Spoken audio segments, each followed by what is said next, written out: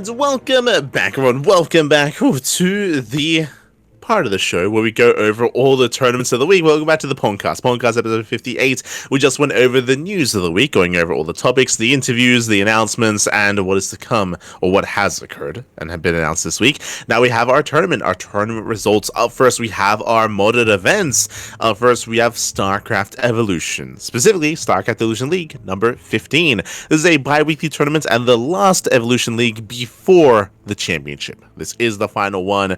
Coming into this, we have a lot of regular faces, but we have one that we haven't seen in quite some time.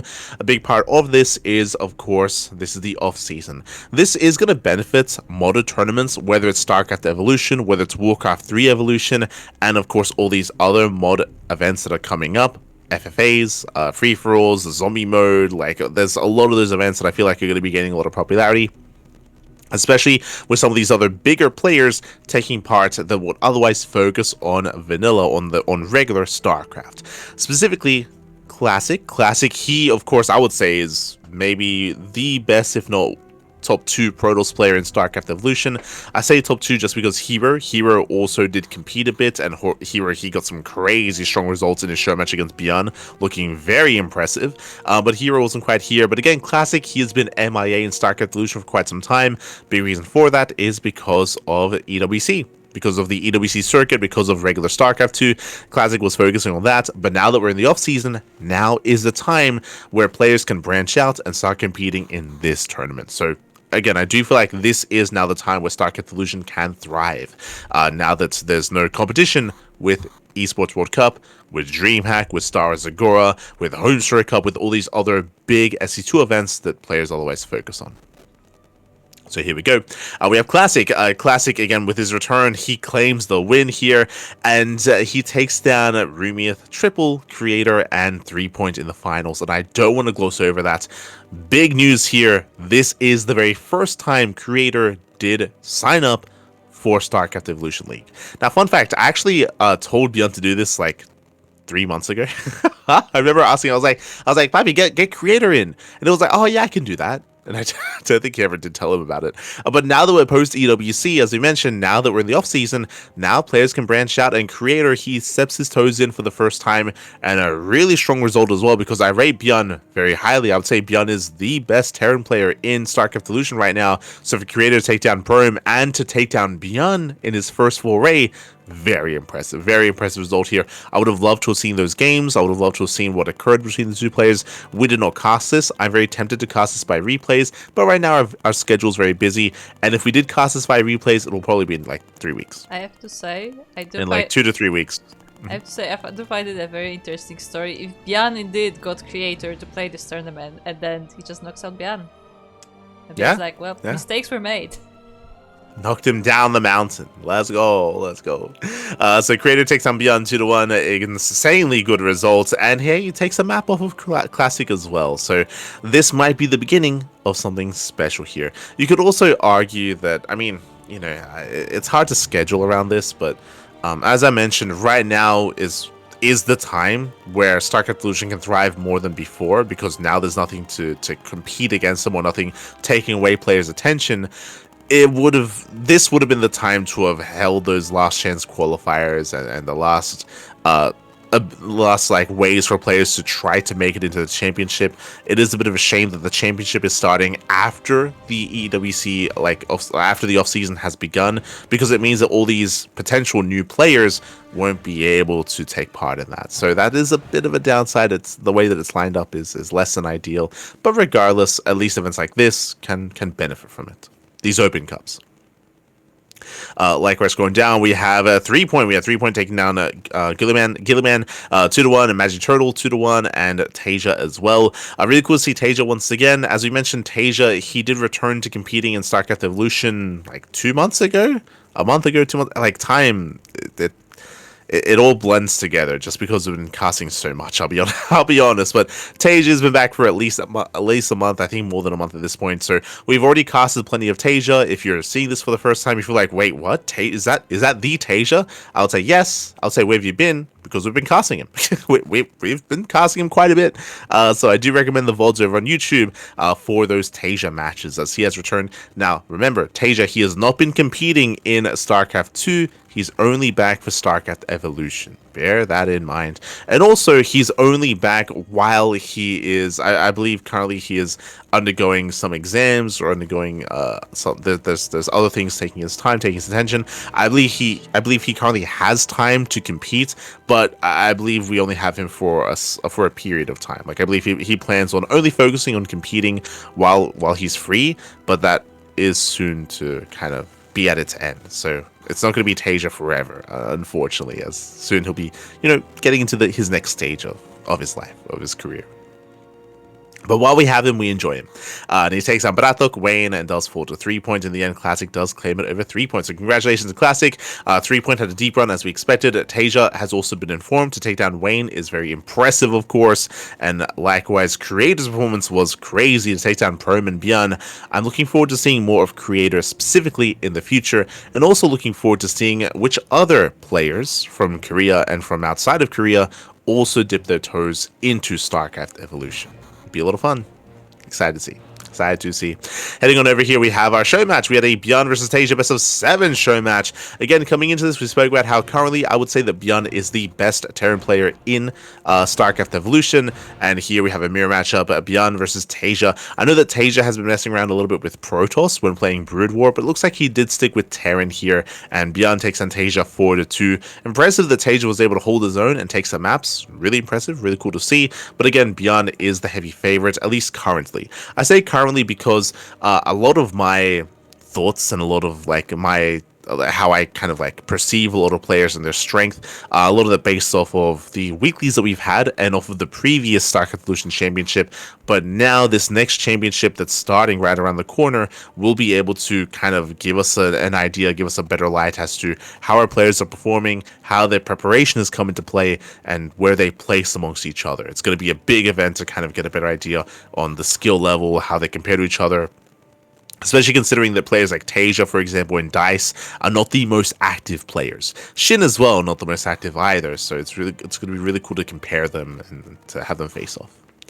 But yeah, with that, congratulations to Bjorn, does claim the series. That leads us over into the Patches Patch Clash number 3. Also, I should emphasize that the show match was organized and run by the SEC. I believe this is his 3rd or 4th show match. He's organized quite a few of these, and this is the 4th one. The 4th show match, he's organized quite a few of these, and we have been covering most of them. Oh, looks like Tasia had a show match with Creator. Oh, I don't think we went over that, but yeah, that's crazy. That was couple of months ago, actually. Oh, I remember we didn't go over this because it was organized, I believe, on the the test patch that they had that we couldn't really get into.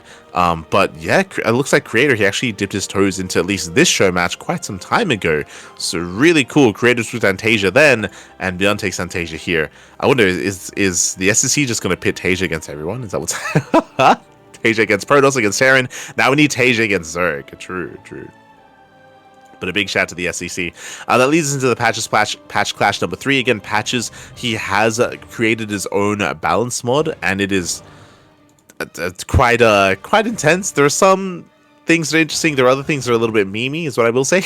But we have an entire patch list and patch notes that Patches has created. He did create his mod, of course, as well. And in this balance patch, we do have special. He does pop off, takes down Greener, takes down Art, takes down Bappy, and takes down Art once again in the finals. Takes him down 3-2. Impressive performance there by Special. Interesting to see the lineup that we had as well. Now, fun fact, I did hear from Patches after this, and he did organize another event, which I don't think is here. Okay, we're gonna have to add that. Oh, no, you're right, it's after this. So I have some context here. Patches, this event took place, and Special, congratulations, he does win the entire tournament.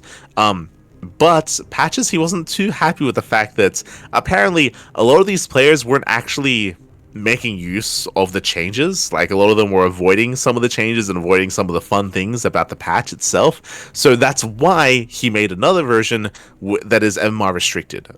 Because it's MMR restricted, these players are more willing to play around a little bit more. They're more willing to play around a little bit, to actually, make use of certain changes and have some fun with the patch instead. So because of that, we do have the 5.4K patch clash number 1, and I'm not too sure on how this went. I'm hoping that the same did occur. Here we had a Berry Crunch, we had Hapsaya, J Money, Pig, Meowdoom, Matt as well. Pretty solid, Inexorable, pretty solid lineup, to be honest. Unfortunately, there was some walkovers. That is unfortunate. I know this event was more than NA time slot, so maybe maybe he passed out, maybe he got tired and had to leave. I would say that Matt was favored to win the entire tournament, to be honest. Like, I was 100% favoring Matt there, but alas, in the end, Berry Crunch did claim the win. Did take down Matt's, I guess, via forfeit, and did a 3-0 Meowdoom as well. So very impressive performance there by Berry Crunch. Very impressive. GG well played does claim the win, and yeah, I'm hoping that they were able to have some fun with the patch, and hoping that Patches is able to refine his patch over time as well. Speaking of patches, we do have Greenerts Mod Jam 4K Edition, likewise making use of lower tier players that are more willing to actually try out some other aspects of the game and different aspects, again, different changes that have been made. Greenert, he has his own mod, his own patch. So bear that in mind. There are just different people out there with their own balanced proposed changes, and they've been running their own tournaments, like Patches, like Greenert as well. Greenert here, we did have a lot of our regulars. We saw Iberi, we saw... that's not Beast, right? Battle Beast? Is that another one? Is there another Beast? Or did he name change? Okay, let's go. So we have Battle Beast popping off. Oh, this is 4K. Okay, so this should be another player. Okay. Because Beast is not 4K. So we have Battle Beast. So I'm hoping this was someone else. Takes down Hunted Swarm 3-0, takes down Haroku 3-1, and takes down Physics Noob 3-0 as well. So congratulations to Battle Beast for claiming the win. And again, I hope they were able to enjoy themselves. Hope they're able to go and work through the patch. And likewise, I hope Greenert is able to get the data and get to the information he wants out of this to be able to refine himself. Also, big shout out to Toon Dragon. Toon Dragon was also there. He also used to be a regular in our tournaments back in the day. Really cool to see Toon Dragon still around. Big shout out. Big shout out as that leads us into our amateur tournaments. That leads us into the Amateur League monthly tournament number 43. Oh boy. So here we did have some players that I'm less familiar with. We had Nikachu. It's been a while.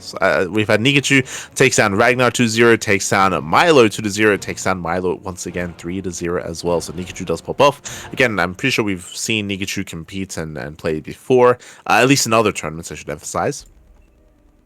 So very impressive, does claim the win. That leads us into the Veteran Edition. This is for the leagues of Diamond 3 and Diamond 2. I should have also mentioned that previously that was for Bronze to Platinum. Here, D3, D2. Here we do have a player that I'm very unfamiliar with. We have Turegan, a Zerg player. Takes down Glacius, takes down possibly Maybe, and takes down Dimaggio. That's a player I've seen before. Takes down Dimaggio 3-2. Goes all the way to the ace match. I'm pretty sure Dimaggio has played in our tournaments in the past, but congratulations to Turigan for claiming the win. That leads us over to the Diamond 1 to Masters 2 edition. Interesting. That leads into D1 to M2. Here, speaking of Beast, there he is. We have Beast takes down Defiance, Beast takes down Steez, but does actually fall to Steez in the rematch, in the finals. Really impressive. I don't think I've seen Steez win one of these before, so really cool to see him claiming the win here. 3-0 over Beast. Congratulations here to Steez. Does claim the win. And unfortunately, it looks like there wasn't a GM edition. In general, there's been a lot of forfeits. There's been a lot of forfeits to the GM edition. There's just been less activity, less interest from players. It's possible that they just didn't run it because there were no signups. It's possible that they might be. Yeah, to clarify, there was a bracket for the GM edition, but there were no players. Yeah, that's what I assumed. Unfortunately, no players. Again, it's the reason why there's so little interest in the GM edition is because if you're GM, if you're at that pro level, then you're playing in pro tournaments that provide prize money. Unfortunately, these amateur league events, they do kind of provide prize money. Their regular tournaments are point based, and then that leads into like an end of season event, which does have prize money. But it takes a long time to get there, and it takes a lot of time, a lot of patience, a lot of dedication to competing in tournaments that don't immediately provide you any benefits. So because of that, the GM editions are just empty. It's a little bit unfortunate, it's a little bit sad, especially because, you know, the people behind this, they're putting a lot of work, a lot of effort to running the event, and again, there is still prize money at the end of the tunnel as well, but alas, from the GMs, they're not too interested. Not too interested. But that leads us into the PassionCraft Emerging Stars number 28. That leads us into our MMR restricted tournament for those that are 5.5k and below. Again, a $30 USD prize pool. Here we had Inexorable. Not his first time. He does claim the win here. 3-2 over Minizorg. Big win here for Inexorable. Very impressive. GG, well played. As we mentioned previous Emerging Stars tournaments did actually allow you, or did actually give seeds, did give invites to the OSC Elite Rising Star. That is not the case here. As to why that is, I mean, we'll see if maybe they're trying to refine their system as to how players are going to be getting invited, getting seeded into the OSC Elite Rising Star event. I'm hoping that that's the case. I'm hoping that there are plans to continue OSC Elite Rising Star. That'd be the worst case scenario, is that they're not being invited to number 17 because there isn't going to be a 17. Hard to say, but I would imagine they're just trying to refine their system. Regardless, GG well played. Congratulations to Inexorable. Shout out to Minizorg for making it to the finals, of course, as well. That leads us into the Toho 2v2 tournaments. Again, 2v2 has been on the rise over the past year of play, and this is a dedicated Chinese tournament. Here we did have Jollywa Loves and his teammates claiming the win. There are a couple of teams here that do feature some big players. I'm thinking of TATP with Casey, or Cassie. They're also competing. I see Restart to Nanami. I think they won last time. Let me just double check. I want to say that Restart and Nanami, but yeah, they were the reigning champions. So in my mind, I was expecting great things, but no, they went down to not chocolate, but Chololet. Shaking my head. But they went down to a more unknown team. We had Chololet and Richard taking them down 2-1. They fall to Drink and Jesper, and then we had Jollywa Loves and his teammate with a 3-0 at the very end. So congratulations. Again, like in my mind, like there are certain players that I'm looking at here to have these big deep runs, and in my mind they're Jollywa's team, they would be Restart and Nanami's team as well, and also TATP's team. I mention those teams just because they feature big like pro players or semi-pro players. In the end, Jollywa does claim the win.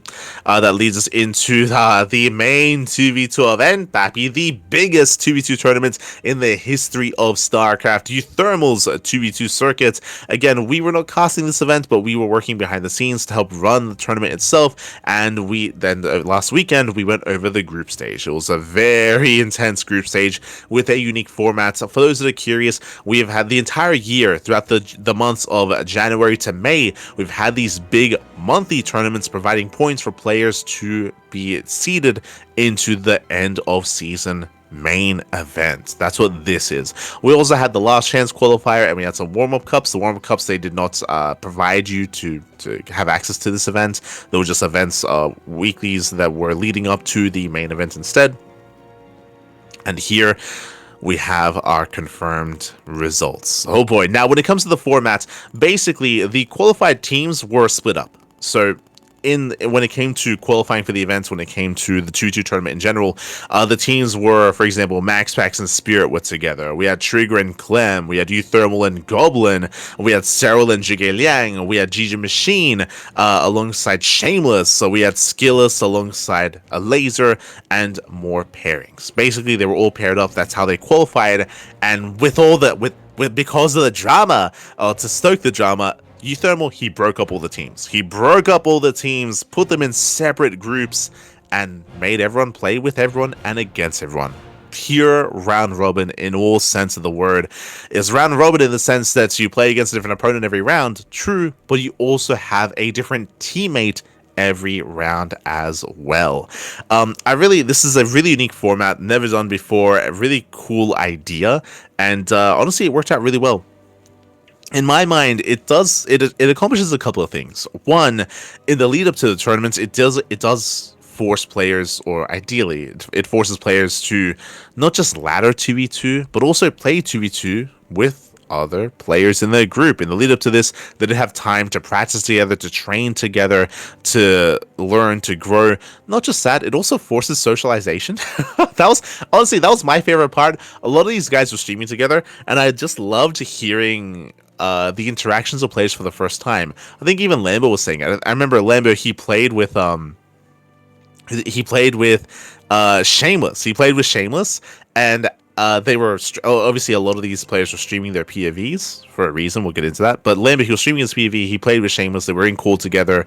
Whenever they played, they were always in call. All these players, and Lambert, he was like, after the coin, he was like, "Huh, he's a really nice guy. I like him."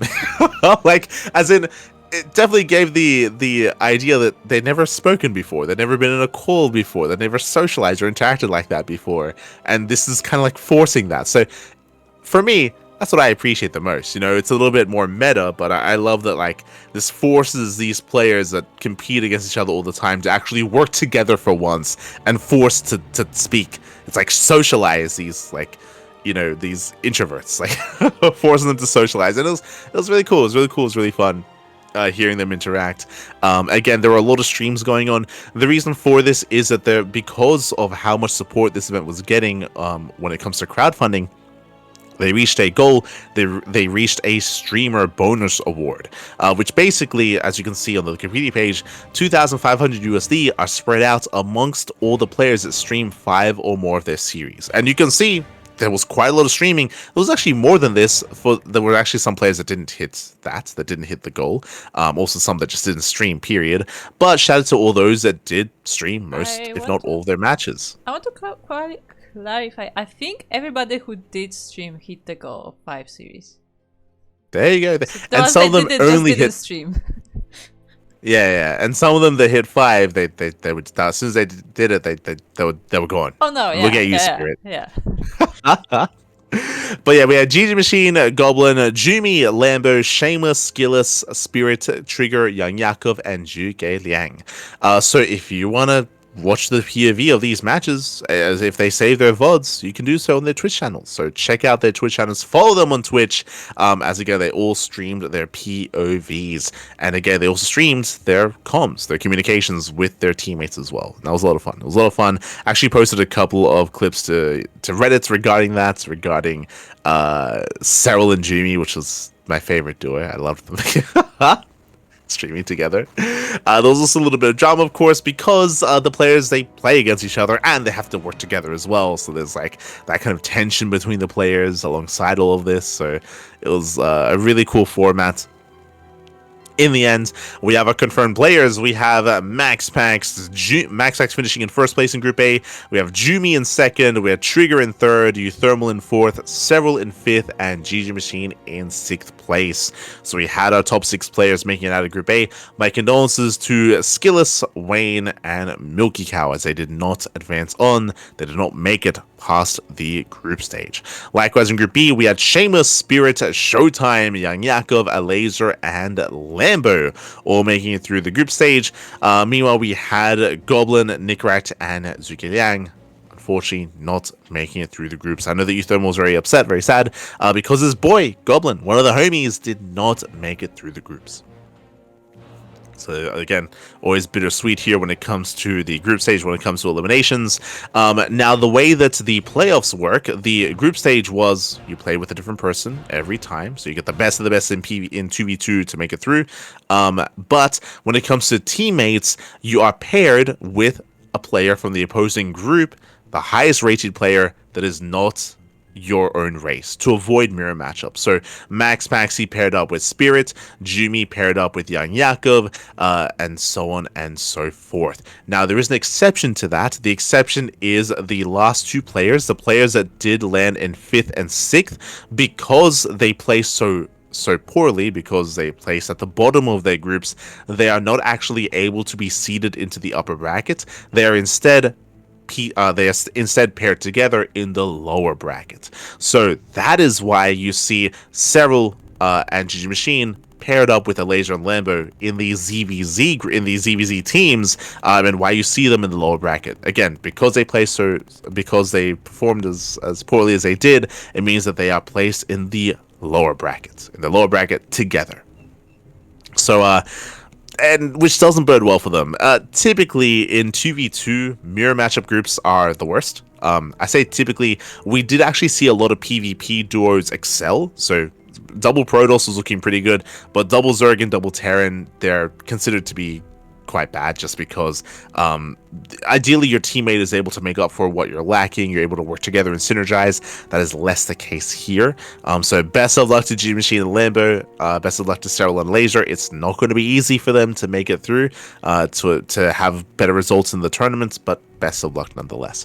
Likewise, we have our final pairings. So Max Spirit, they're going to be facing off against Trigger and Showtime in the upper bracket semifinals, and we have Euthermal and Shameless facing off against Jumi and Young Yakov. Now, when it comes to these playoffs as well, we have our confirmed teams, and we're sticking with it. And honestly, this is brutal in the sense that Max and Spirit, they found each other. Right, they are the best 2v2 team in the world, 100%. Like, they, for those that are curious, they won every single tournament they played in, every single 2v2 tournament. There were some events that weren't won by them, but that's only because they didn't play together. Like, there were times where Spirit played with Showtime, or there were times where Spirit played with someone else when Max wasn't available. Because quite often we saw that Max he was playing in a 1v1 tournament, so he wasn't available to compete in 2v2. So those are the only exceptions. But outside of that, whenever Spirit and Max showed up, they would win. They would pop off straight up. They are the best 2v2 team in the world. And despite there being an RNG nature to how the teams would line up, they found each other. So they are coming in as the heavy favorites here in the playoffs. Another pairing is Jumi and Young Yakov. They also are a pairing. If you recall, originally it was Jumi and Iba. But Jumi, he started competing with Young Yakov, if you recall. And they are also a duo. The other teams aren't. Trigger, he was typically competing with Clem. It was Trigger and Clem did not participate in this event. I glossed over that. I should reiterate, clarify. Clem, he was meant to be a part of this tournament, but he was replaced by Nicorette. The reason for this is not because Clem doesn't, enjoy 2v2, it's because Clem doesn't have access to a PC. Clem's on vacation. Post EWC, Clem, he's in Croatia, I believe. So Clem, he's on vacation. He is not in France. He's not in his home setup. So Clem could not compete. He tried. He messaged Euthermal. He was like, "Oh, I'm gonna be on vacation, but I'll get my hands on a PC. I'll be okay." Didn't happen. He could not get set up. He could not compete because he's not at home. And as a result, Nicorette did take his place. But again, Trigger, his usual teammate is Clem, but Clem isn't here, so Trigger is paired with Showtime. Because of that, they have less experience with each other. They're a mirror matchup team as well. It's gonna be difficult for Trigger and Showtime. I wish him the best of luck. Showtime, he's a replacement man. It's fitting, actually. It's fitting that he's there because he's replacing Clem. But historically, in these 2v2 monthlies, Showtime, basically, he was always there to replace someone. If Skillets was unavailable, then Laser would play with Showtime. If Max wasn't available, then we saw Spirit playing with Showtime. If Hearthstone wasn't available, Lambo would play with Showtime. Basically, Showtime was the one that everyone would call up when their usual teammate wasn't around. It was kind of cool, but also a little bit sad. Again, the replace, and here he is once again replacing Clem. Smirch. But he's a good teammate, okay? He's a good teammate. He's always there when you need him. If you're gonna call someone up, Showtime, he's there for you. We want him to be someone's first pick. One day. Hi. And we have Euthermal versus Shameless, which is going to be an interesting pairing. Shameless performed so well, by the way. He performed so well in the group stage. And likewise, Euthermal, he's a very flexible player. So I do actually feel like Euthermal and Shameless have a really good shot, have a really good chance to make it far. But as I mentioned, straight up, the favorite team in this tournament, looking at the playoffs, has to be Max Fax and Spirit. Again, they are, as I mentioned, they are the best 2v2 team in the world, and they're here to prove it. They're here to prove it. Wish everyone else the best of luck. Wish them the best. Again, this tournament will be taking place August 17th, at least for me. I know it's going to be, I believe, the 16th for, depending on where you are in the world. It's going to be this weekend. This weekend, it's going to be a 2-day event, the playoffs. Oh boy, best of luck. Best of luck. As it is this weekend. I'm sure it's going to be an amazing tournament. Make sure you tune in. Make sure you tune in. I kind of glossed over it, but you can find it over on Euthermal stream. You can find it over on Steadfast and Wardy stream as well. I believe Wardy was only covering the group stage, so you can check it out over on Steadfast and Euthermal's channel. We most likely will also be casting this, but via replays. As again, we're going to be working behind the scenes, so we'll be there for replays, via replays, probably a week later or so to cover the event ourselves.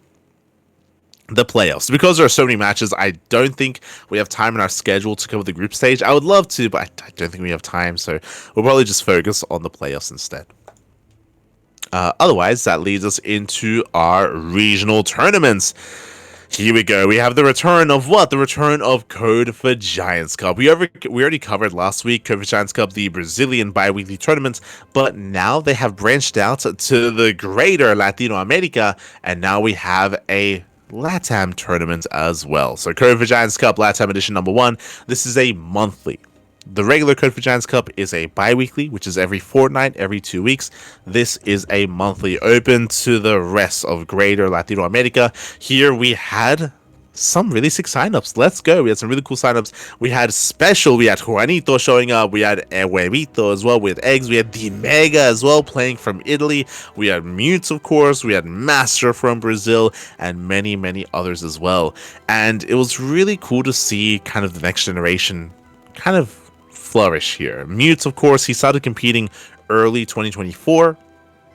He's gotten to the point where I think I would say that he is the best Protoss player in Latino America. I think because Master, he's also up there as well, but I think I would rate Mute slightly above Master. I mean, you can see that here in the performances against Special, where Mute, he takes down the Mega, takes down Eggs, and takes down Special as well. I would say that Mute probably had the roughest road to the finals and roughest tournament run as well. The only top player that he missed was Master, because Master was on the other side of the bracket. But really impressive results here by Mute. Takes down the best of the best in the tournament and takes down Special at the end as well. Again, showing off that's being persistent and playing and being active does turn into results here. Again, Special, he retired, he went on a hiatus for most of this year.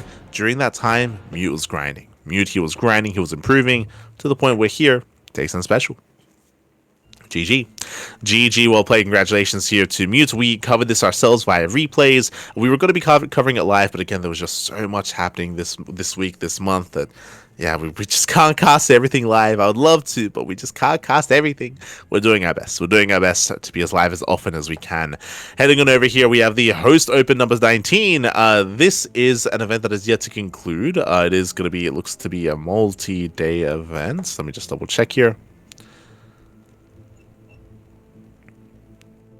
Is it currently ongoing? But yeah, it looks like we're getting some results coming in regarding this. But yeah, it looks like we might wrap this up in a couple of days. I do know that Gustavo, shout out to Gustavo, he does run the event, is going to be providing us replays, so we're probably going to be covering this by replays as well. But looks like we have Master, and Master takes on Kamikaze 2-1, and Master is going to be facing off against Inexorable in the upper bracket finals. Likewise, we have Kamikaze and Allison facing off in the lower bracket as well. Again, this tournament has yet to conclude. It looks like it's going to be a multi-day event. Half the bracket has wrapped up already, and I'm sure it's going to be wrapped up, and I'm sure we'll be crowning our champion in the coming week as well.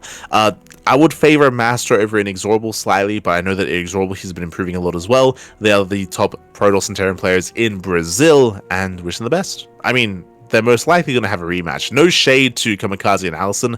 They're also really strong players, but also very cheesy. They're, I would say, a level below Master and Inexorable.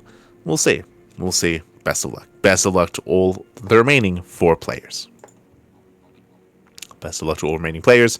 That leads us into Vortex. A tournament run by Aztecs. Okay, Aztecs, of course, used to compete, used to actually be a supporter in the chat as well.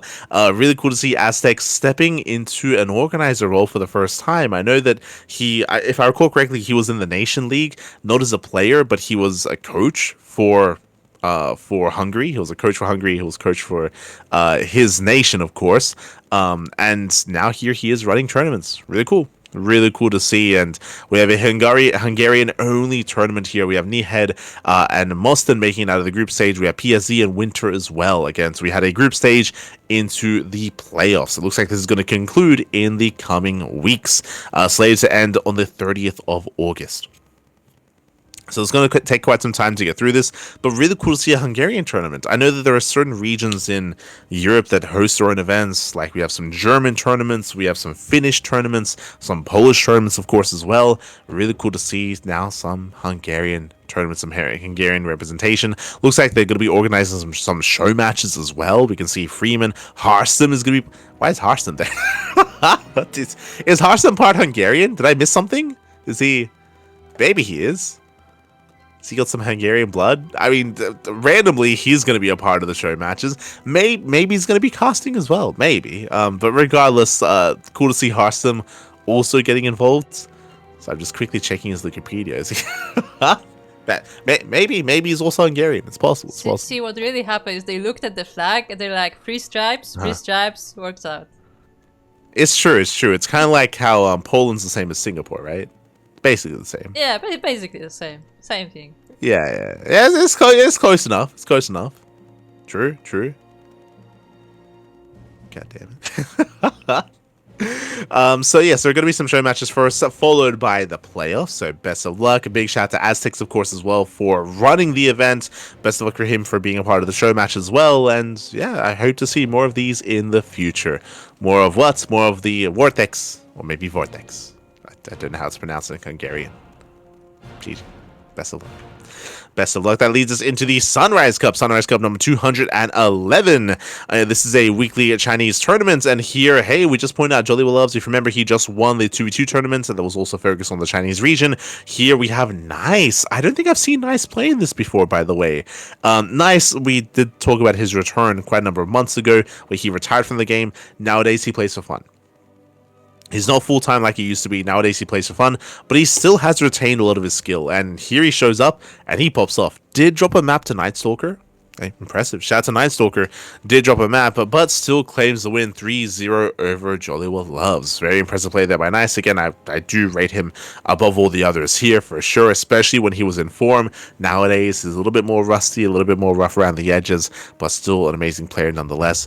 Also, a special shout out to Ghost Runner for taking down Young Zest. I rate Young Zest also very highly, so to see Ghost Runner take down Young Zest and to take him see a map off of to see him take a map off of Jolly Will Loves. Really impressive play. Really impressive play there by Ghost Runner, but congratulations to Nice as he claims the win. That leads us into the Legacy Weekly Japan. Legacy Weekly Japan number 467. This is a weekly Japanese tournament. And where's my... there he is. I was going to say, where's my tapioca? I see him. Tapioca, he takes down Kaiman he takes down Nodokun 2-0, takes down Kaiman 2-0, takes down Deadly Kitten 2-0, and takes down a Psyarch 2-0. Doesn't drop a Yo, Boba, it's pretty good. It's pretty good. Doesn't drop a single map. GG, well played. I'm telling you, the newest best player in Japan, Tapioca. Crazy. Give us some Boba. That leads us and of course also shout out to those working on the Legacy Weekly tournaments that have been running it for so long. Leads us into the Minnow VK show matches number 1. Is this the beginning of a regular tournament? Hard to say. It's the first one at least. I do know that Minnow VK has been organizing a lot of tournaments like Firegrow Cup, like the Sunny Lake Cup as well, which we will be casting tomorrow. We'll be covering that event. But here we have a show match between Strange and Wayne, but a very unique kind of form of rules, very unique rule set here, unique formats. If you look here, random unit gets banned for each player, new randomization every map. I wish that it actually showed which unit was banned in each map. I wish there was like a little bit of a note. that would be a lot of fun. But Strange takes down Wayne. I mean, I do favor Strange over Wayne. If you remember Strange, he was looking dominant over Wayne in the last 2 Fire Grow Cups. Strange is an animal, and Wayne has been having a harder time. But again, the random unit gets banned for each player on each map. Like, that's crazy. I love that, and we should be adding that to Roddy's random tournament. Just add more random. Roll the dice. Roll the dice. Congratulations to Strange, and again, if you happen to watch it, if you happen to tune into it, I would love to know what units were banned. I'd love to know that and figure out what the hell happened in all these games. Like, what happens if like the Zergling gets banned? Like, that's just like you're just dead. I would imagine. I don't know if there's like any restriction that like you can like, maybe there are some safe units that never get banned. Like, what do you do if like the Zergling gets banned? What do you do if the there's ways to work around it for Protoss. Like, I was gonna say like Zealot, but you can avoid that. Same with like Stalker. You can go for like a charge based opener instead of a blink based. Like, there are ways to work around it, but like if the Zergling gets banned, like, you're just dead. Like, you just like early game defense is not going to be possible. But regardless, yeah, it sounds amazing. Sounds amazing. All the RNG. GG. Shout out to MidVK. Hope that maybe we see more of these in the future. Maybe. That leads us into Lily Cup number 42. Looks like we maybe didn't speak on this. We did speak on 43, which was the Raynor Clem show match, but here we have the Maru Hero show match. Once again, an off-race show match between Maru and Hero, where Maru played Protoss and Hero played Terran. I say that it looks like Hero did play Zerg at one point, and Maru also played Zerg, so it looks like we were just off-racing completely. Again, we saw that between Clem and Raynor as well. So Lily Cup, they like to have some fun. I'm tempted to also cover these replays, but likewise, it depends on how available we are. Like, right now, our schedule is so full, and we were meant to be taking it easy. But as you can see in the tournaments that we're going through, even though we're in the off season, even though EWC did conclude, there are just so many tournaments happening on a weekly. This is all in 1 week. There's still more to go, but this is all in 1 week's time. There's only so much that we can cast, but again, potentially I'll be able to get my hands on these replays, and potentially if I can find a slot available, we'll be going over these matches as well. Looks like a lot of fun. Congratulations to Maru. He shows off his prowess with Protoss and with Zerg, and likewise with Terran as well, as I had a bonus show match. So GG, well played. In the end, it does claim the win. That leads us into the Enki Pro Series number 6. This is also an event that we're going to be covering via replays at a later time, at a later date. This is a show match, a best of 9 between Zaun and Gumiho. I will say that in the off-season, we have been seeing a lot of results from Gumiho, and they've been very lackluster. Gumiho, he has been having a hard time as of late in a lot of these tournaments. We're going to be pointing that out in the weeklies as well. And Zaun takes down Gumiho 5-1. Dominant performance there by Zaun. Very impressive. Very well played. My condolences to Gumiho here as he does go down, as he does take the loss. But again, we are going to be going over these via replays again, like in 2 weeks. It's going to be around 2 weeks. Shout out to Enki, of course. Enki, he does host these events on a monthly basis, these show matches. And fun fact, we are going to be assisting a little bit with these events as well, as of course, Enki is now under the umbrella of the CranKy Ducklings. He's a fellow Duckling. Quack, puppy, quack. So much love to Enki, and again, congratulations to Zaun. When it comes to the matches themselves, again, so far they've only been casted in Spanish, but we should be providing English coverage soon TM, again, most likely in a couple of weeks, once we have a slot available in our schedule. Because right now we are filled to the brim with overflowing, overflowing with StarCraft. Aye. The pond is too full. We need to expand the pond. Oh no. Meanwhile, we're done with the show matches. That leads us into our OSC tournaments. The OSC League Rising Star. Fun fact, we were casting this morning. This morning, day 2. We had day 1 last week. We had day 2 this week. We have the conclusion of the first and second round in the OSC Elite Rising Star tournament, and we are slowly progressing. No one is eliminated yet. Bear that in mind. No one is eliminated, but we have wrapped up the first 2 upper bracket rounds. Lower bracket is still to be conducted. We still got time before the lower bracket, but we did have Mixu took down Hatsu 2-0, then fell to Nickrat 2-0 as well. Nickrat does advance on to the third round. Meanwhile, we did have Papi, Papi. He looked really impressive. He had a very fun match. Game 1 against Homeowner. If you missed it, I highly recommend the VODs. Papi versus Homeowner Game 1 was crazy, was insane, was on Maganatha. Without spoiling too much, Homeowner, he cheesed, he proxied, true. Papi faked him out. Crazy mind games, faked him out, and Papi, he came out on top with a crazy result, 2-0 over Homeowner. Very impressive play. Likewise, did go down to Art, though. Art did take him down and did take down Papi to the lower bracket. Does advance on the face against Nickrat. Likewise, scoring down, we had our other matches. We had Jimmy. We had Jimmy versus Babe Marine, the only match that went to the ace match today. We had so many 2-0s. Babe Marine takes down Jimmy 2-1. Even though this went all the way to the ace match, this was a very fast series. Non-stop cheese. 2 base all-ins. 1 base all-ins. 1 base all-ins. Just non-stop all-ins, non-stop cheese, non-stop aggression between Jimmy and Baby Marine. Likewise, we had UD Soldier versus Demi. Great to see Demi once again. Great to see him once again. Unfortunately, he got adapted. He got adapted the hell out. UED Soldier did bring him down, and likewise, Young Yakov brought down UED Soldier.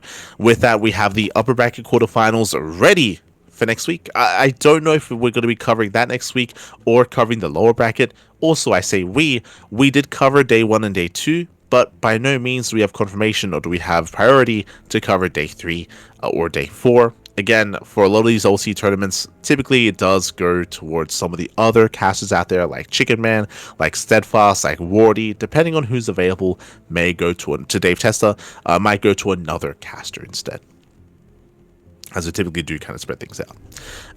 So yeah, I mean, we have the potential Art.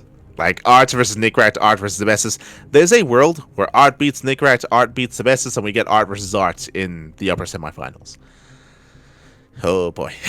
There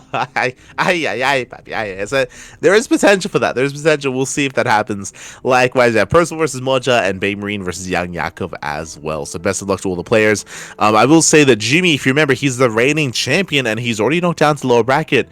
It'll be an upset if Jimmy goes down early. Jimmy, he's still in the tournament, but he has a lot of fighting to do. He's got a lot of work to do to go through that lower bracket. I wish him the best. I hope to see more of Jimmy, but again, this is not a strong start for him to be knocked out as early as he has. Best of luck. Best of luck to Jimmy in his road to retribution. Meanwhile, best of luck to all the other players, of course, for next week's matches. I should also emphasize, this is a tournament that is restricted. The top players in the world, depending on their placement, if they place too highly in offline tournaments or even in previous big online tournaments, they are not eligible to compete in the Rising Star. This is meant to feature and showcase rising talent like Jimmy, like Baby Marine, like Mixu, like Nicorite, Shameless, and all the other players as well. Sebestis, and all the others. So best of luck. Best of luck to all said players. And wish them the best in next week's matches. That leads us into the OSC King of the Hill. OSC King of the Hill number 221. This was last week, and we had, oh my god, we had a couple of players popping up here. Rebellion takes down Moja 1-0. Rebellion takes down Hatsu 1-0. As well. Likewise, we then switch on over to Mixu. Mixu does take down Rebellion. Also, I should also emphasize, this is a weekly tournament with a King of the Hill format, which means you have 1 life, winner stays on, loser is eliminated. So non-stop best of ones, back to back to back to back. Again, we had Rebellion taking down Moja and Hatsu. We had Mixu taking down Rebellion, but then Creator, he shows up, he knocks Mixu down. Creator favored to go on a deep run, but he gets met by Percival, and we spoke about this, how Percival has been getting better and better results as of late. Takes down Creator, impressive win there by Percival, but also short-lived by Skillus.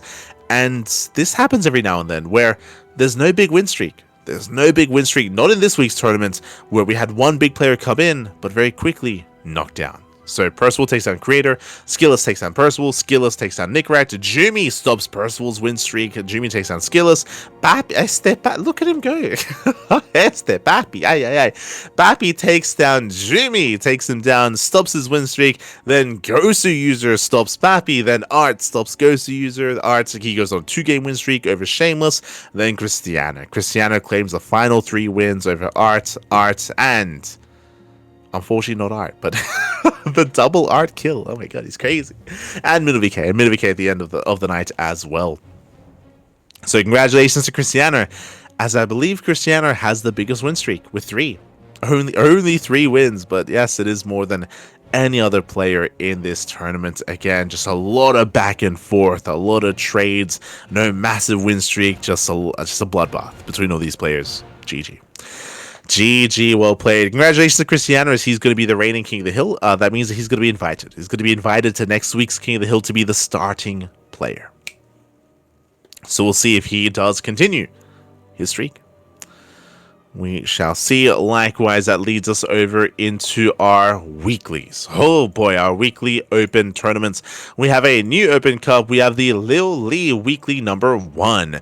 Now, this is an event that we may decide to likewise, I might also cover this right replays as well. Again, we weren't quite available last week, and we should be available this week for this week's Lil Lee Cup. But again, there's just so much content, so much StarCraft going on.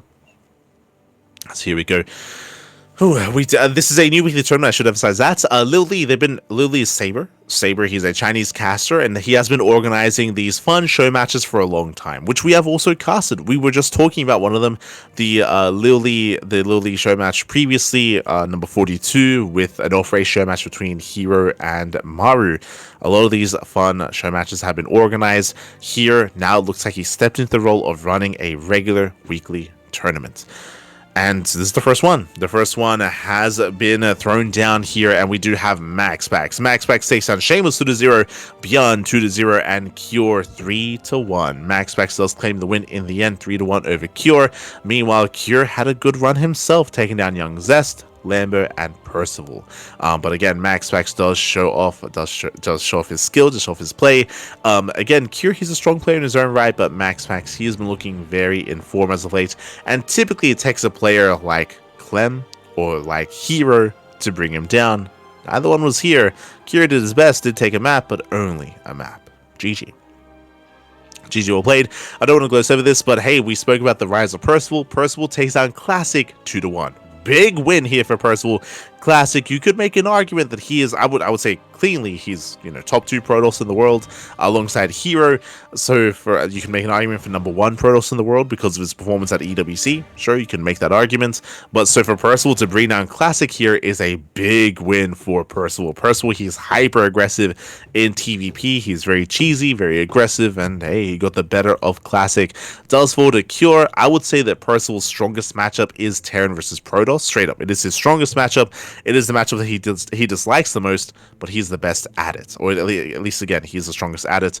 And here he does fall to Cure. TVT is something they're still working on. We've seen a lot of TVT out of Percival against Bunny, against Bjorn, and against Cure. And Percival, he is still struggling in that matchup. Regardless, to take a map, GG. GG, well played. Congratulations to MaxPax for claiming the win here over Cure. And that is our first Lil Lee Cup wrapping up, the first of many. I believe currently we have 3 confirmed, 3 weeklies confirmed. Whether that continues, yet to be determined. It looks like it's going to be weeklies alongside a monthly. Oh. Okay, you have my attention. Okay, it looks like we're starting a bit of a circuit here. So, fun fact, you have 3 weeklies confirmed, and the 4th tournament is going to be an invitational, based on the performance of all the other players. So, players that do accumulate points over the course of the next 3 weeks will be invited into a group stage with a playoffs following that as well. So again, we'll do our best to be all over that as long as it doesn't clash with the rest of our cast. So, yeah, really cool to see Saber conducting this. So that's why we have at least the first month confirmed for 4 weeks of August. Whether we get one in September, October, November, December, we'll see. We shall see. But again, shout out to Saber and Liu Li for making this happen. That leads us into the CSO Cup number 84. This is another regular weekly tournament based upon a European time zone. And we have Cristiano. Cristiano takes down Triple 2-0, Ledlix 2-0, and Nightmare 3-0. Not dropping a single map. A flawless win here for Cristiano. GG, well played. Shout out to Nightmare. Again, we spoke about how Nightmare, he recently returned to the game. He recently started competing. And Nightmare is a name that you will see pop up in all these tournaments. In most of the tournaments, I should emphasize. In his return, we're curious to see his current form. Hey, he's good enough to take down Nickrack. True. I would say that is a big win for Nightmare to take down Nickrack 2-0. But as he does fall to Cristiano, I would say that Cristiano's strongest matchup right now might be PvP. I think it is, actually. I think it is PvP. He is looking very in form in that matchup. Does take down Nightmare in the end. Congratulations to Cristiano. Congratulations. That leads us into the Sparkling Tuna Cup number 101. This is our weekly tournament, of course. Massive brackets. We had our regulars here, and we had a returning player. It's been a while since Solar has signed up. True. It's been I mean, I think he signed up like 2 or 3 weeks ago, but he forfeited immediately, right? Like he didn't play, he was unavailable. So it's been a while since we've really featured a Solar in this tournament. Beyond, he is a regular. Beyond, he pops off. He takes down Jimmy 2-0, takes down Geralt 2-1. Went to the ace match. Did go all the way to the ace match, but does bring him down, making it all the way to the finals. Meanwhile, Geralt doesn't make it to the semis. He took down Cristiano. Typically, I favor Cristiano in PvPs. I just said that is his best matchup, and we just saw him take down a plethora of Protoss in CSO. But here, he does fall to Geralt. Did go all the way to the ace match, but Geralt, he gets his revenge. Does get his revenge. Did fall to Beyond, of course, in the semis. Scrolling down, we had Solar. Takes down Rebellion 2-0, takes down a Percival 2-1 as well. Again, Percival taking a map of Solar is very impressive. Did mention that Percival, in my eyes, I do believe his strongest matchup is TVP. His TVZ isn't too bad either, though. Again, has been getting better, stronger results. Taking map of Solar, no easy feat. On top of that, he also took down Nightmare 2-0. 2-0, Nightmare to go down. So again, Nightmare, this is his return week. He's only been back for a couple of days, for like a week's time, but he's still getting good results. Took down Matt 2-0. Took down Nickrack earlier. Does fall to Percival, but we expect that. Like, Nightmare is still getting his footing. He's still recovering, still regaining that skill. We'll see how far he can go. We'll see how much he can recover. Likewise, I don't want to gloss over this, but Rebellion to a Shameless. In my mind, that's an upset. That is a big upset there. I do favor Shameless over Rebellion. I feel like Shameless, he would have even given Solar a run for his money. So for Rebellion to knock Shameless down, big upset, big win for Rebellion. Big win. As that all led into the finals here, where Beyond took down Solar 3-0. It was a strong performance there by Beyond, a very aggressive series as well. Against Solar, he's been a little bit less active as of late. He hasn't been competing in as many tournaments as you're about to see when it comes to the rest of these weeklies, the rest of these tournaments. But congratulations to Beyond. Very much so in form, playing in everything, and does claim the win. Unlike a lot of these other players that took a bit of a break after EWC, Beyond, he persisted. Did persist, is in form, does win the Tuna Cup. Heading on over here, we have the WardiTV Monday. WardiTV Monday number 47. Here we go. We do have Max. He takes down Ryung 2-1. Takes down Cure 2-0. Hey, we just saw Max take down Cure previously in the League Cup. Here takes him down in a cleaner series, but a shorter series. And it takes down a Hero 3-1. There's a lot to speak about here. We'll get to that. Scrolling back, we saw Cure. He dropped the map to Shameless, dropped the map to Hearthstone as well. Shameless and Hearthstone, not bad at all. Cure has some of the best TVP in the world, so to take maps off of Cure, very impressive. Very impressive play there by both Hearthstone and Shameless. Very well done. Scrolling down, we had Hero. Hero takes down Percival, takes down a Creator, and takes down Beyond 2-0. Clean performance up until the finals for Hero. Beyond likewise takes down Nickrack, takes down Showtime, does fall to Hero. Again, still strong showing. I don't want to gloss over the fact that Showtime beat Classic. Again, for Showtime to bubble against Classic, big win here for Showtime. Bearing in mind that Classic, he was the runner-up at EWC, that is true, but you can see just how much competition there is at this level of play. So big shout out to Showtime for getting that win over Classic. It was short-lived because he went down to Beyond, but an impressive result nonetheless. Very impressive. GG, well played. Now when it comes to the finals, this marks the beginning of something special. I can't remember if we spoke about this last week. If not, we'll just reiterate it. MaxPax, he's learning how to PvP. It's crazy.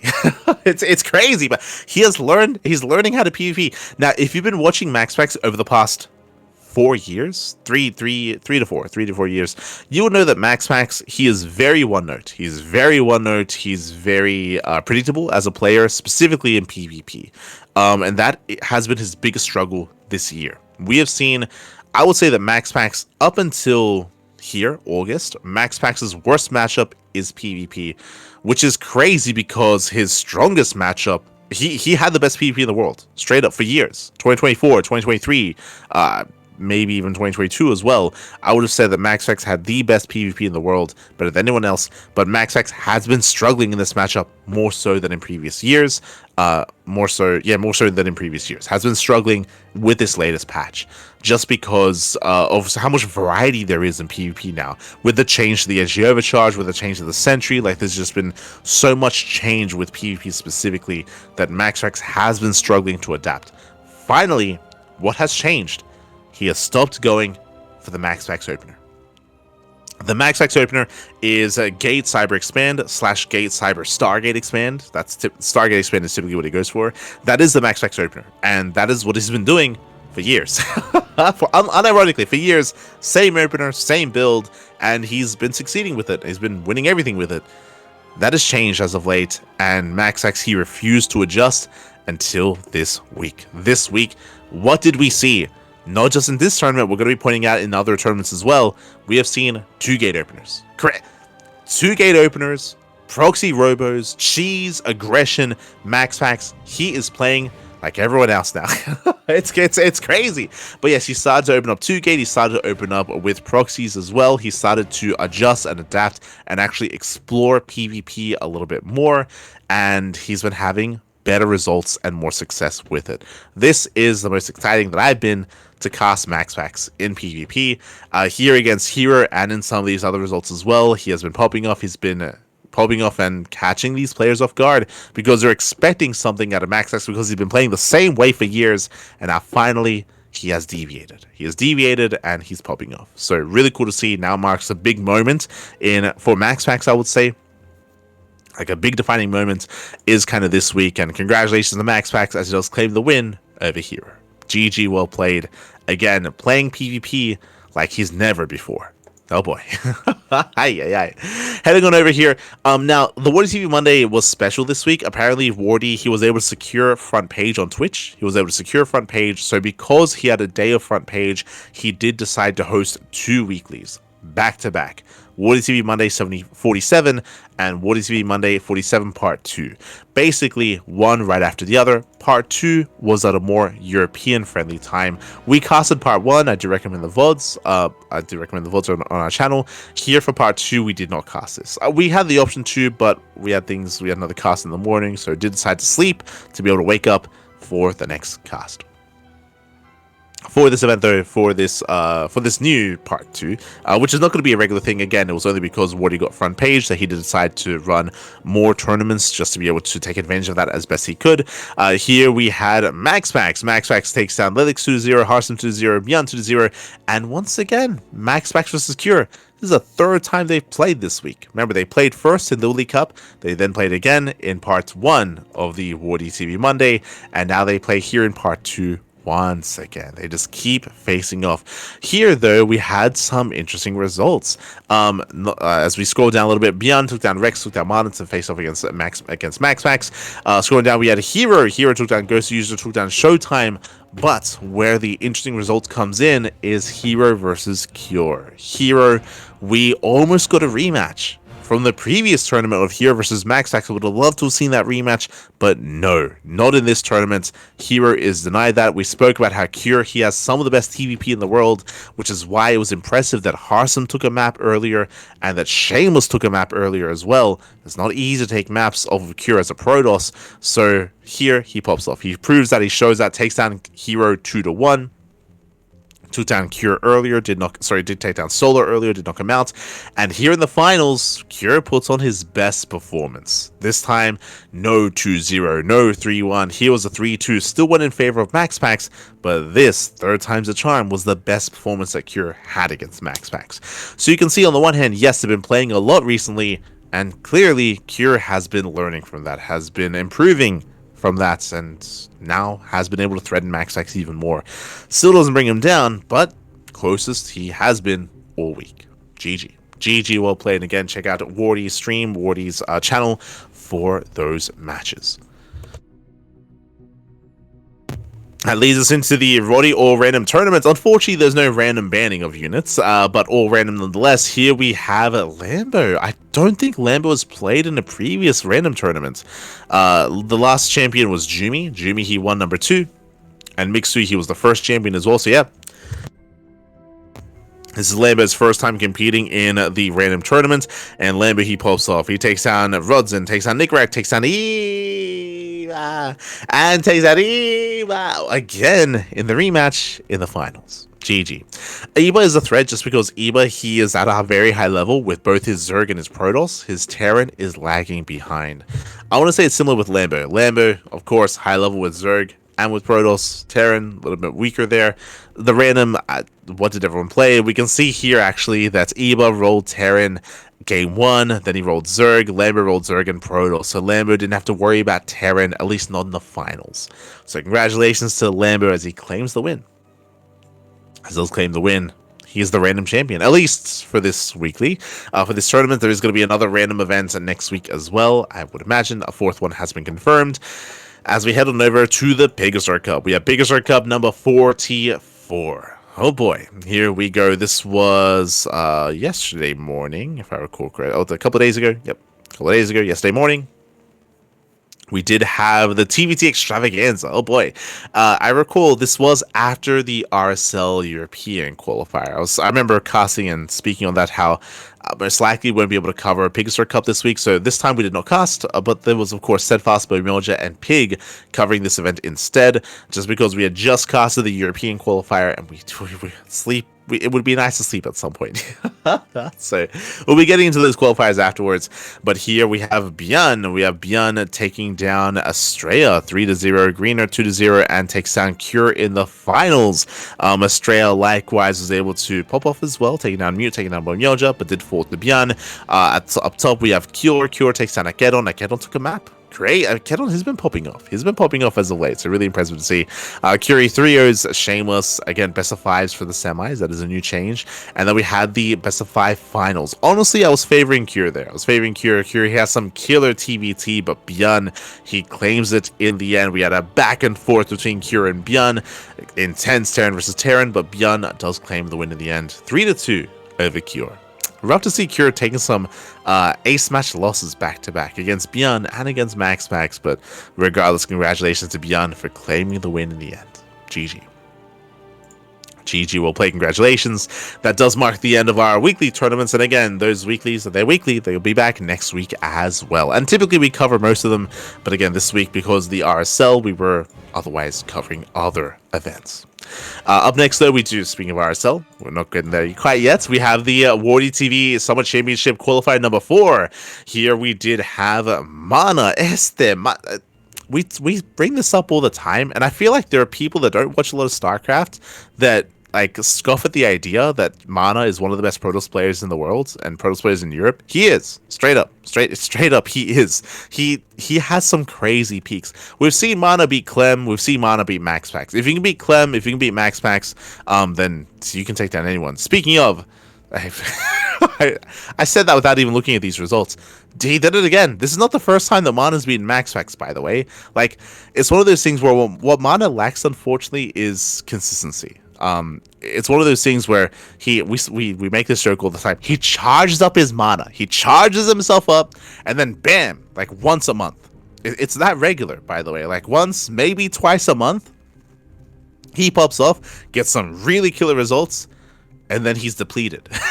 then he's got to charge back up. He's got to charge back up, and then bam, he pops off again. But again, it's like, it's unfortunately, it's not as consistent as we would otherwise want to see. Like it's every It's every couple of weeks. It's like every 3 weeks or so, sort of thing. So, again, Mana, he has some crazy peaks. He has some crazy performances when he does need it most. Bearing in mind, though, that for this event, the top 4 did qualify, so there was a little bit less weight behind the semis and the grand finals, for sure. There was less weight for that. It was mainly seeding matches. Mainly, more than anything, alongside getting some prize money. Mana took down Bunny, Mana took down Chance, and did take down Cure, and did take down MaxPax. Didn't drop a single map. Not a single map here. Mana, he pops off, wins everything. We had Cure taking down G Machine and Jimmy before falling to Mana. Likewise, MaxPax took down Ryung, took down Nightmare to advance on. And it's been a rough time for Gumi here recently. We spoke earlier how Gumio has been having some rough results, and Gumio he went down 5-1 to Zaun earlier, and he lost another series, and here again, Gumio he goes down to Nightmare. Gumio has been struggling. He has been struggling over the past month, I want to say. Like post CWC, Gumio has been having some shaky performances, and Gumio, he's one of the best Terrans in the world, but in recent times he has been struggling. Wishing the best.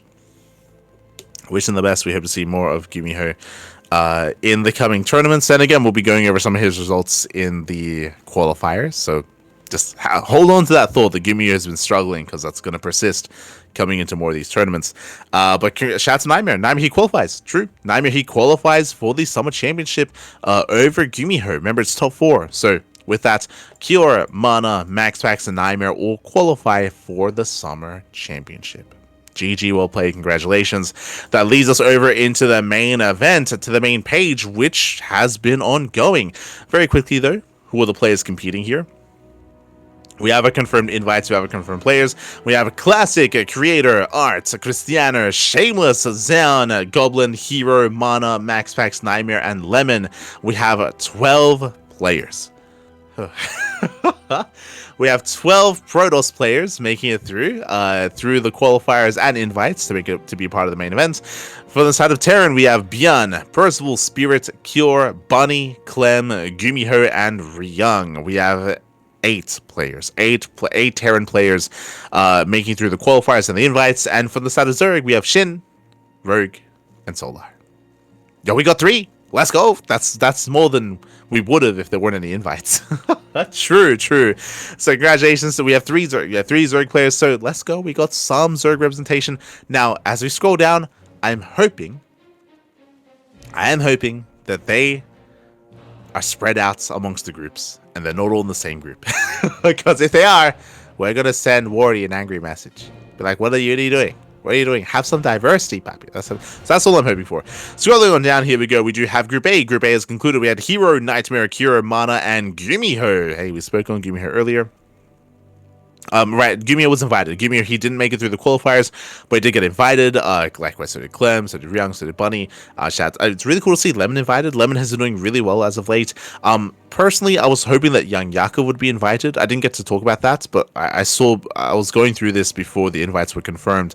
I was hoping that there would be a little bit more Zerg invites to balance things out a little bit. I was hoping for a Young Yakov. I was hoping for maybe a Lambo. I know that Rainer and Cyril are on vacation, like they're taking a break from the game. So Rainer and Cyril wouldn't be available. But I was hoping for Rogue and Solo, which got invited. I was hoping for some European Zerg representation, specifically Young Yakov and maybe Lambo. But alas, they were not invited, so a bit of a feels bad, man. Or they didn't accept the invites. True. It's one or the other. They didn't get invited or they didn't accept. Scrolling down, we have Group A. When it comes to the results here, Gumiho, he was able to take down Cure in the TVT. You can make an argument, of course, that Gumiho has some of the best TVT in the world, but he does fall to Nightmare, to Mana, and to Hero. Again, Mana popping off here against Gumiho. Speaking of though, Mana, he did struggle here. As I mentioned, he pops off every now and then, but he has to charge up again. You know, he needs time to charge out that Mana. He goes down to Nightmare. He does take a map off of Hero. True. Takes a map, takes down Gumiho, but does fall to Cure. Does fall to Cure in the end.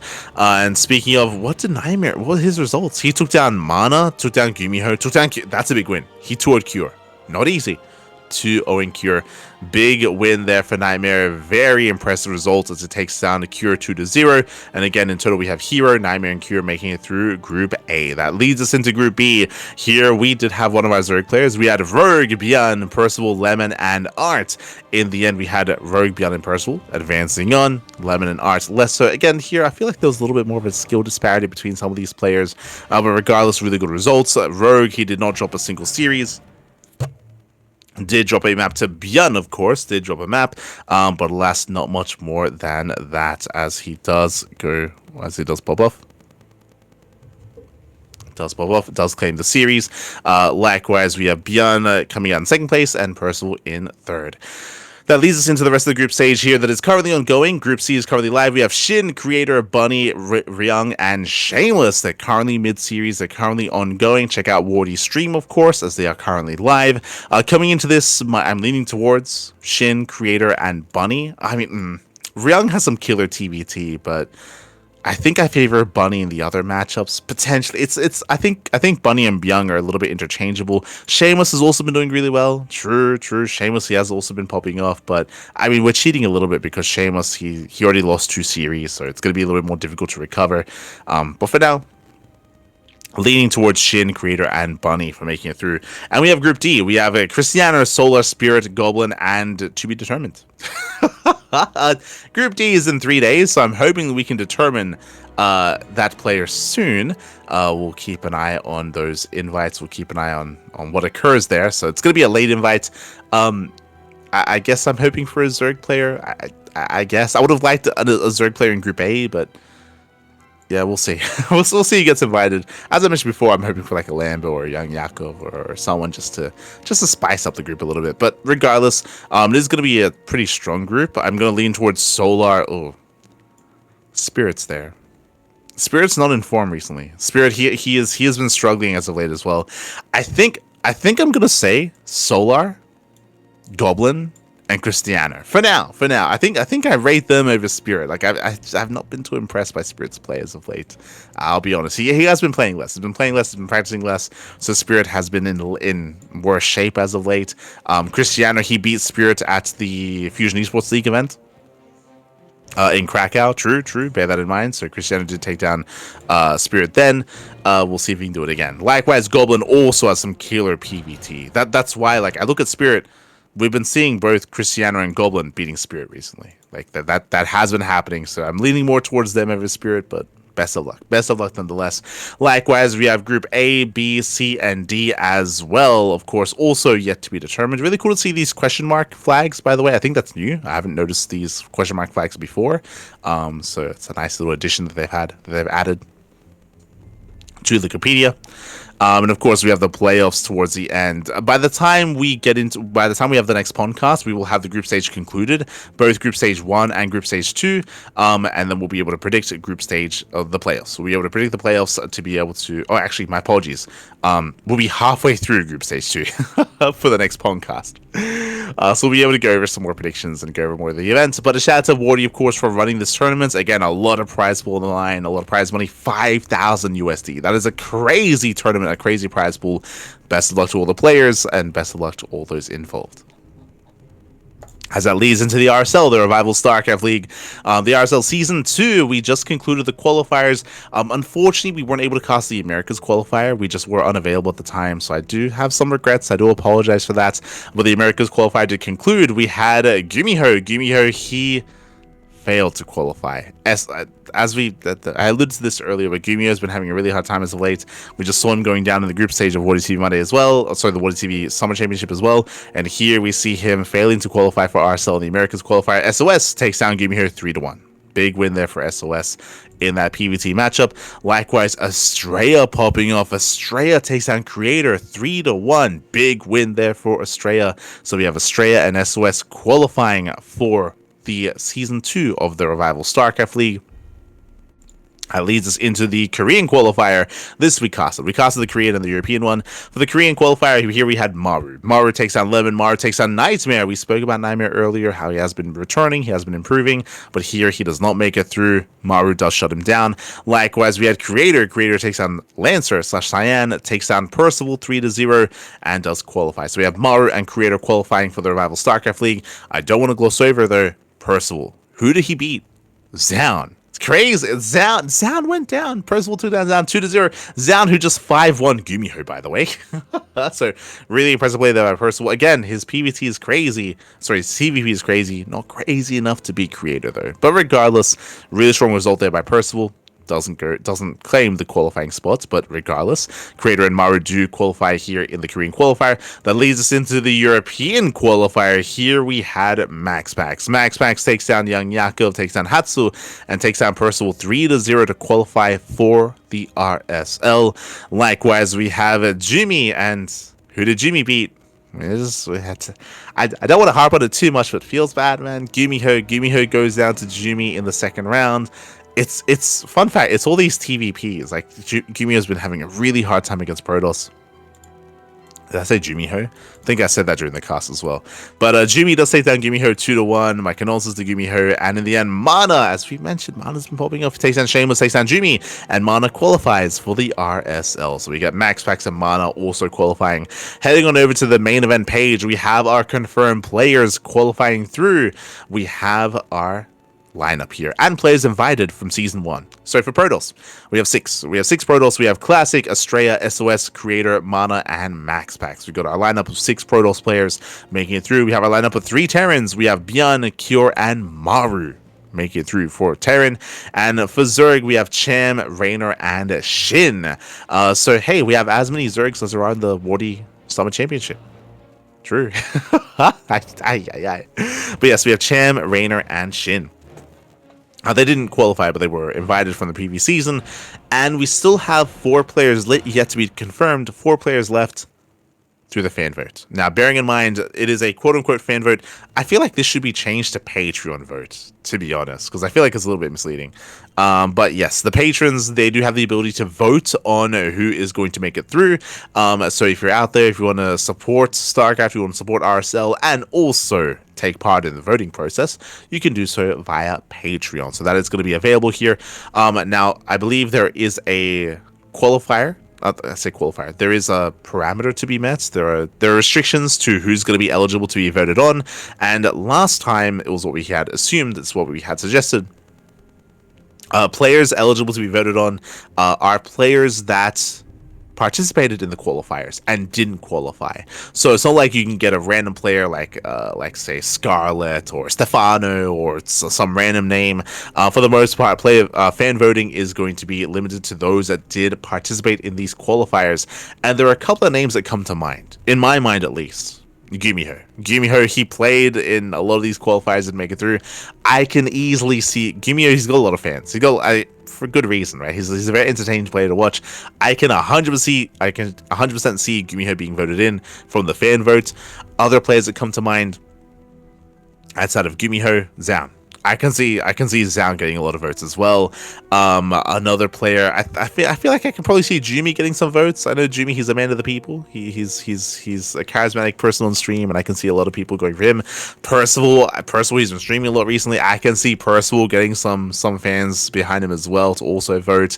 Nightmare's been streaming as of late. There's a big question mark around Nightmare. We could see Nightmare voted in. When it comes to, I remember going over this after the qualifier, after the cast. Personally, I would love to see more Zerg representation. Unfortunately, no one played. Like, when it comes to Zerg players eligible to be voted on, I think the only one is Young Yakov, if I remember correctly. Like, I can just quickly go over the qualifiers here. For the Americas qualifier, we had Ragnar, we had Lane, we had Erebus Black. We had 3 Zerg players. They're amateur players. They're more amateur players. I don't see them getting many votes, unfortunately. For the Korean qualifier, we had Smile, we had Ragnar, we had Incapacitates. Once again, more amateur players here. I don't see them getting a lot of votes, unfortunately. And we had the European qualifier. We had Hatsu and Young Yakov. All right, like Young Yakov, he is the highest rated Zerg player as well. Hatsu is an amazing player as well, don't get me wrong, but Young Yakov, he's the highest rated. He's more of a pro. So I hope that he gets voted. I hope that he gets votes. I would say that other players have more star power, right? Like Gumio has more star power. Zaun has more star power. So I can see a lot of votes going their way. I hope that Yakov gets voted on just so there's a little bit more diversity. Because I can 100%, I can easily see Gumio and Zaun making it through, and again maybe a Percival as well. But I'm hoping that we can get maybe like one more Zerg in there to squeeze in. But what happens? We'll see. We'll see. Comes down to the voting. Comes down to the patrons. Regardless, Patreon voting is going to be open soon, and the group stage begins in 2 weeks. Really, just under 3 weeks. Under 3 weeks' time is going to be the group stage. That's going to be covered, of course, by those working behind the scenes on RSL, those in Korea, so I think Tasteless, Gemini, State, Ziggy, and all the others as well. So do look forward to that. Again, they had a very successful season 1, and I'm sure season 2 will be successful as well. And if you want to help support them, you can do so via Patreon. They have their own Patreon. They have their own way to support them, so do check them out over on Patreon. I think we even have a command !RSL again for the future of StarCraft. Oh, let's go. Yeah, let's go.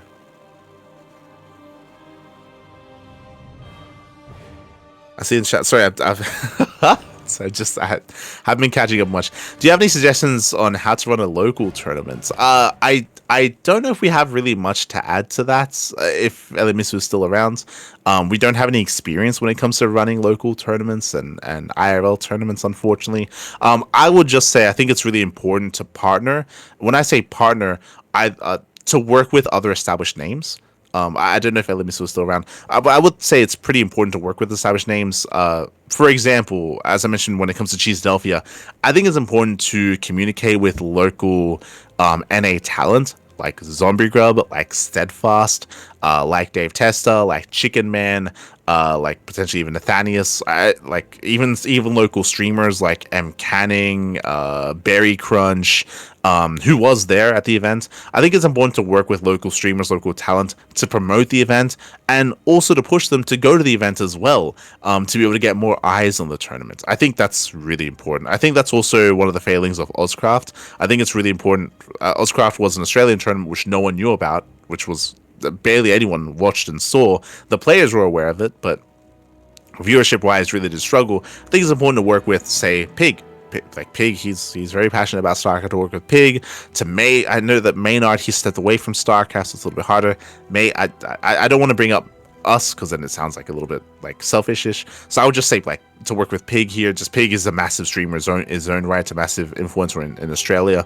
So I would think it's important to work with him, for example. When it comes to the European side of things, depending on where you are, whether it's Take TV, whether it's Wardy, whether it's Loco, again, depending on where you are. If you're in the UK working with the UK SC2 guys, which are the people behind Epic Land, just to whether it's even spreading word or having them be involved in some way to just get more eyes on that event, viewership wise, more attention, more players. I think that's probably the most important part, and I would say that's probably where a lot of tournaments do struggle the most. That's where even events that we already covered, like Cheesedelphia and Oldcraft, that's where they struggle. That's where they should be. That's what they should be working on, is kind of like networking. I think that's probably the word for it, networking with local talent and local streamers, for sure. But that would be my suggestion when it comes to getting eyes on it. That has nothing to do with running a tournament. Running a local tournament, but that's more in regards to just viewership and attention and promotion and all that stuff. For sure.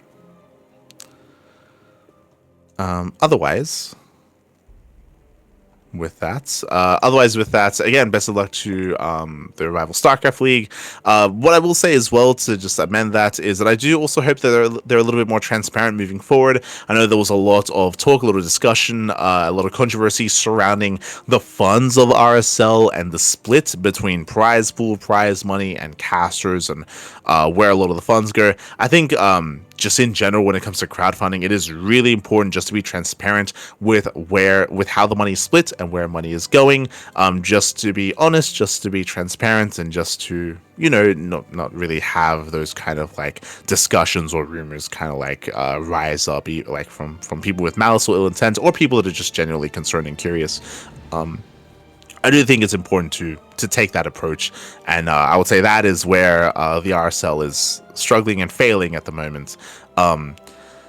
When and how that money is spent, that's another question, because there are some people that are more critical about the fact that, do they really need us like to rent a studio? Like that's a lot of capital, that's a lot of money there to rent a studio, to buy all this equipment, to have that kind of like offline studio set up.